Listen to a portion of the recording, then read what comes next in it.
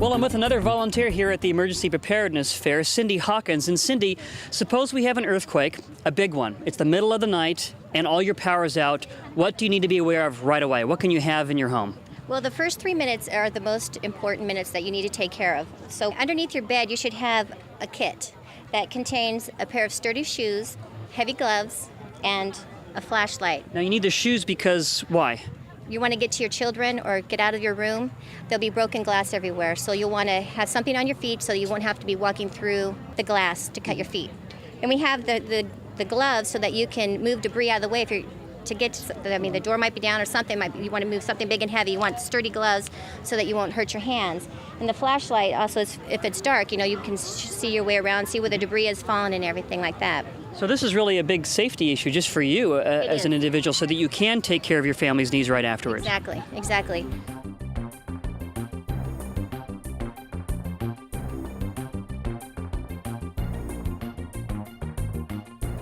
Now here we are at the booth with Jerry Lee, and we're going to learn about some of the alternate fuel sources that we need in the aftermath of an emergency. She's going to show us a few things that are very interesting that we have never really seen before that we can use as fuel instead of the regular things that we use like our stoves and our ovens that probably will not be working at that time because the gas will be cut off. So Jerry, why don't you show us a few ways that we can use the alternate fuel sources? Okay, thanks, Lori. And one of the reasons we need more than propane is that once we use propane, it's gone. And once everybody goes and flocks to get more propane, it's going to be gone. And so we're going to need other things. One of the things we need is a fire starter. These are so cool. You get sawdust from, Home Depot or your local store, and you put it in the bottom of these egg cartons. They're the cardboard kind.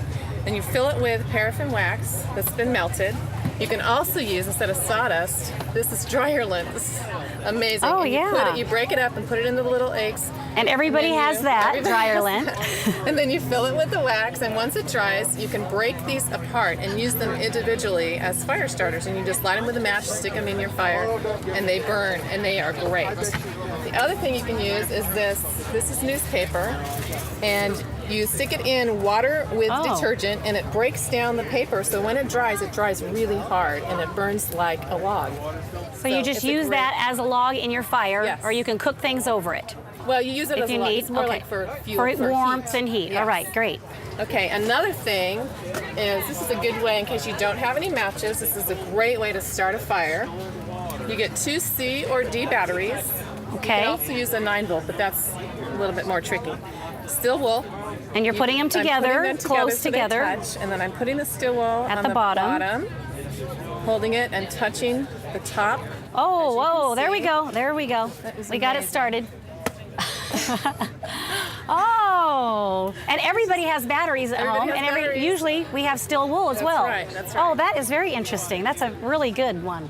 Okay, and one other thing I want to point out is this is a butane stove that you can use for cooking indoors. You can't use propane outdoors because it's not safe. So if it's raining, you want to be able to cook indoors, you use a butane stove, but that's a good source. So you could you purchase this butane Yes. stove, and does it come with the And you'd have fuel to purchase source? the butane also, And then you put and that. cook on that indoors. Well, thank you very much, Jerry. There's wonderful things here and things that we didn't know, and I'm sure that all of you did not know out there that we can use as an alternate fuel source.